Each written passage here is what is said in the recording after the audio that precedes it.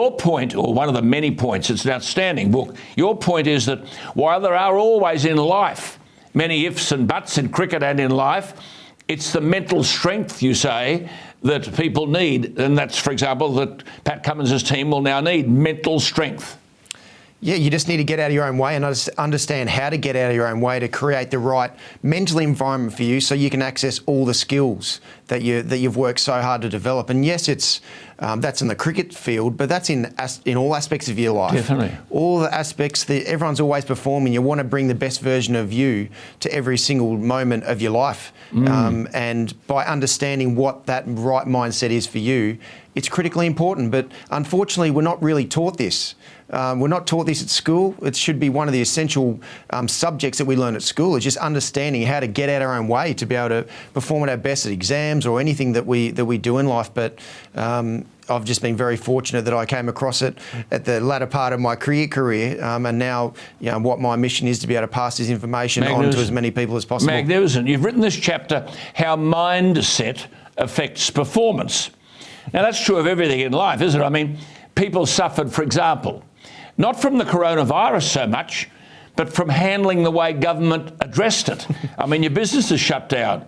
You're a school kid and you can't go to school to be with your mates and enjoy face-to-face learning. And you're saying, well, this is where the mindset kicks in. So just on mindset, and coming back to cricket, what would Travis Head's mindset be, having been left out of the team on the basis that his previous performances on the subcontinent were not up to scratch?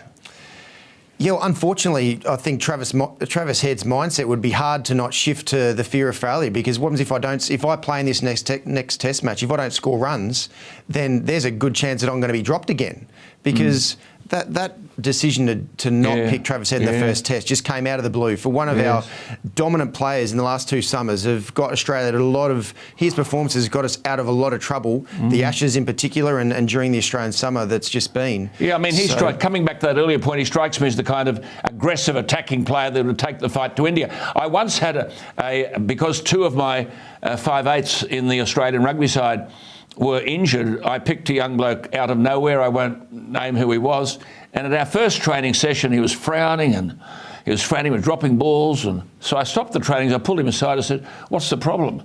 And he said to me, I'm standing too flat, I can't. I said, who told you to stand there? I didn't tell you to stand there.